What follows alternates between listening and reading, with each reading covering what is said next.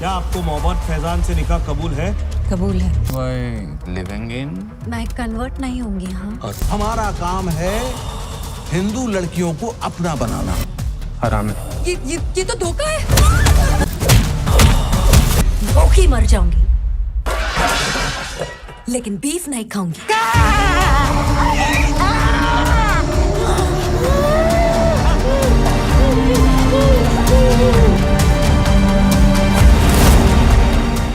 Box office पर विवेक रंजन अग्निहोत्री की film the Bengal files के डिजास्टर साबित होने के बाद अब द केरल स्टोरी 2 का भी करिश्मा देखने को नहीं मिला, जबकि महज कुछ ही साल पहले की बात है।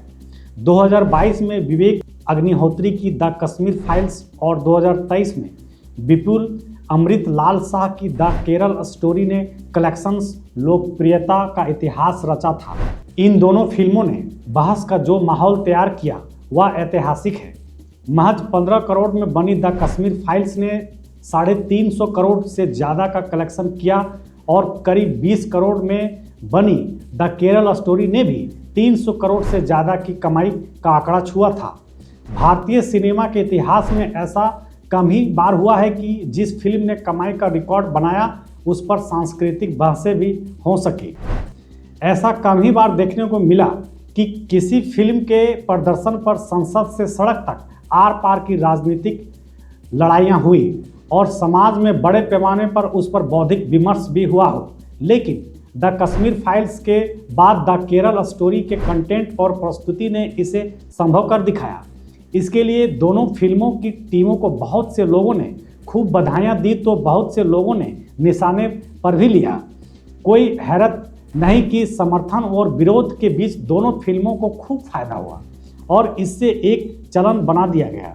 लेकिन कहावत पुरानी है, काठ की हांडी बार बार नहीं चढ़ती, एक बार चढ़ी जली और फिर फेंक दी गई। काठ की हांडी को आज के ज़माने की भाषा में यूज एंड थ्रो भी कह सकते हैं। पुराने ज़माने में लिखी हुई और कही गई कहावतों का भी अपना समाजशास्त्र होता है। बोल वचनों का सृजन यूं ही नहीं होता। आज द केरल स्टोरी 2 और द बंगाल फाइल्स जैसी फिल्में भी काठ की हांडी ही साबित हो रही हैं। एक तरफा या नफरती विचारों का ओवरडोज हमेशा ही कारगर साबित हो जाए इसकी गारंटी नहीं है। करीब 50 करोड़ में बनी the Bengal files box office पर आधी लागत भी नहीं निकाल सकी। वहीं करीब 35 से 30 करोड़ में बनी द केरल स्टोरी 2 रिलीज के 3 दिनों के भीतर करीब 12 करोड़ तक की कमाई की है। द केरल स्टोरी 2 शुरुआत से ही विवादों में रही। इसी वजह से फिल्म के पहले निर्धारित निर्देशक सुदीप्तो सेन इस प्रोजेक्ट से अलग हो गए। उन्होंने 2023 की द केरल स्टोरी का निर्देशन किया था। मीडिया रिपोर्ट्स के मुताबिक सुदीप्तो सेन ने यह कहकर खुद को अलग कर लिया कि इसमें पर्याप्त रिसर्च नहीं है। सुदीप्तो सेन का द केरल स्टोरी पार्ट 2 से बाहर होना ही सबसे पहला झटका था। इसके बाद जैसे ही फिल्म का ट्रेलर सामने आया, इसके कुछ संवाद और सीन पर आपत्तियां दर्ज की जाने लगी। विवाद बढ़ा। सेंसर बोर्ड की तरफ से 15 से अधिक कट्स और कुछ डायलॉग को म्यूट करने के आदेश जारी किए गए। इतने पर भी यह मामला नहीं रुका। रिलीज से पहले फिल्म को केरल हाईकोर्ट में कानूनी उलझनों का सामना करना पड़ा और जब फिल्म शनिवार को देखने को मिली तब तक बहुत देर हो चुकी थी। लोगों के जहन और रुचि से फिल्म उतर चुकी थी। विवादों में ज़्यादातर लोगों को पता चल चुका था कि फिल्म का नाम भले ही द केरल स्टोरी 2 हो, लेकिन इसकी कहानी में दिखाई गई तीनों युवतियां केरल से बाहर की हैं। फिल्म को लेकर दर्शकों में कोई जिज्ञासा नहीं रह गई। तथ्य सामने आते ही फिल्म के खिलाफ स्पष्ट प्रोपेगेंडा कहकर भी निशाने साधे जाने लगे। हालांकि 2023 की केरल स्टोरी से भी कुछ विवादित संवादों और सीन हटाए गए थे, लेकिन मूल कहानी के प्रति लोगों में कौतूहल था। बॉक्स ऑफिस पर यही हाल विवेक रंजन अग्निहोत्री की फिल्म द बंगाल फाइल्स का भी हुआ। उन्होंने इसे बहुत ही शिद्दत से बनाया था। फिल्म में बंगाल की संस्कृति, भाषा, कला, पोशाक, इतिहास सबके बारे में उन्होंने काफ़ी रिसर्च किया। इसमें कोई दो राय नहीं कि फिल्म के कई सीन और संवाद दिलों को छूने वाले थे।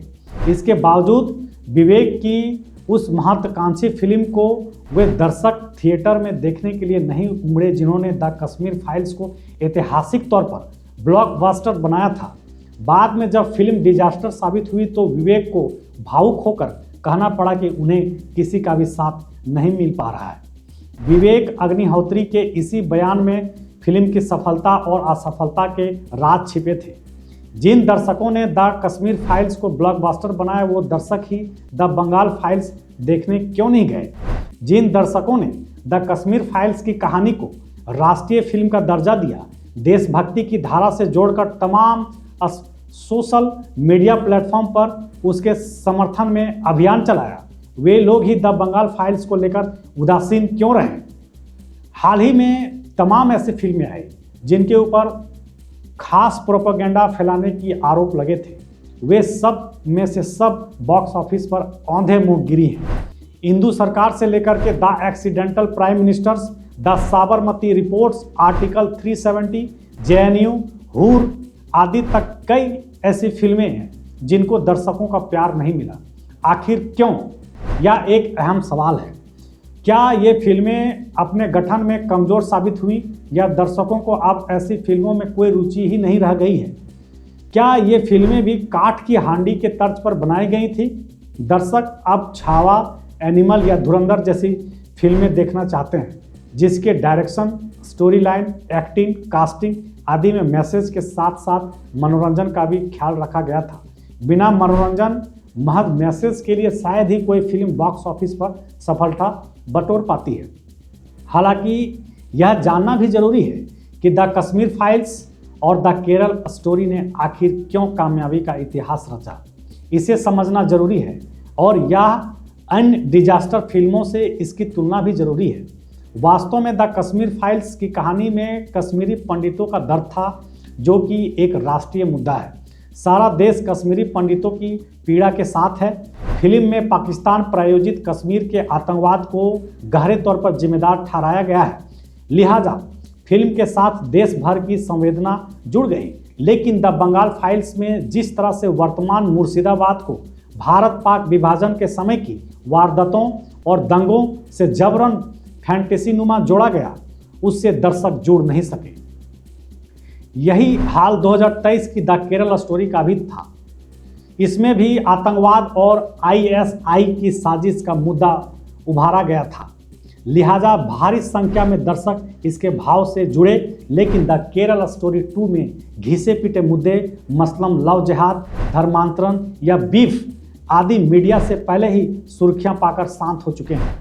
अब लोग उस पर कहानी क्या देखना चाहेंगे?